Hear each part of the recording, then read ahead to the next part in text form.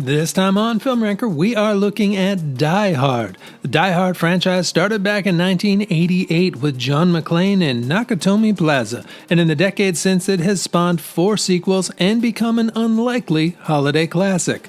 While the franchise holds a lot of nostalgia, especially for kids of the 80s and 90s, the subsequent movies have varied in quality, so let's take a look and count them down. Number 5, A Good Day to Die Hard.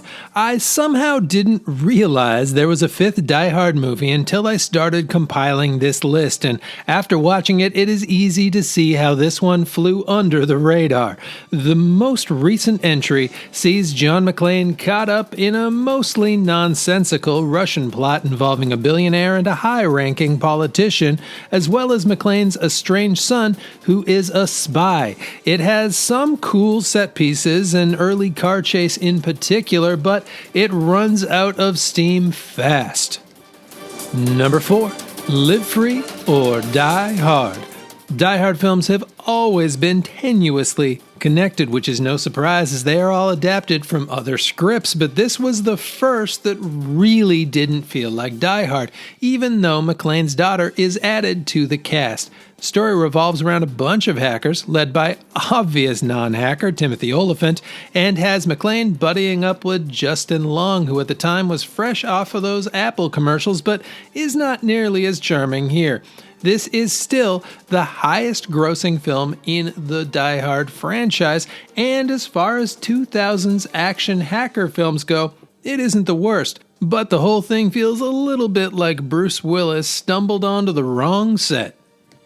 Number 3, Die Hard with a Vengeance. The third Die Hard movie throws away the stuck-in-a-blank premise of the first 2 films, but it still hangs on to the roots of the character, sees the return of original director John McTiernan, and more importantly, it works. Samuel L. Jackson joins Willis as the other half of a fantastic buddy cop duo, and there's terrific comedy chemistry between them as they race to deal with Simon's impossible tests and challenges. Things lag a little bit once we move out of the Simon Says phase, but even with a flat-ish third act, the first 2 are more than enough to make this one worthy of rounding out the original trilogy. Number 2, Die Hard 2, Die Harder. The second Die Hard's probably a lot better film than you remember.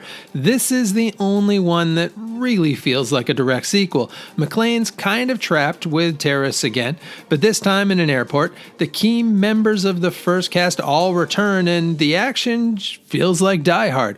The jokes do mostly fall flat, however, and William Sadler's Colonel Stewart is no Hans Gruber, but it's a fairly tight 2 hours of 90s action.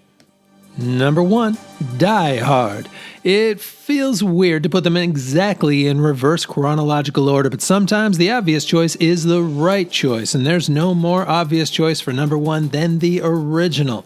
Die Hard kinda came out of left field as a huge surprise hit and has since spawned legions of imitators and references. The plot is brilliantly simple. A guy stuck in a building who has to take down terrorists using only his wit and his propensity for violence. The script is tight, the direction's solid, but the reason it has become a cultural touchstone is Bruce Willis, who has the exact perfect blend of blue-collar charm and tough guy charisma. At the time, it was a surprise casting choice, but it paid off huge both for the film and the star, and thankfully, it resulted in a Christmas classic that's actually fun to rewatch year after year. And that is it. Let me know in the comments if you agree with the order, as well as if they should do another sequel or just leave it as is. And please do like and subscribe, and hopefully I will see you all next time.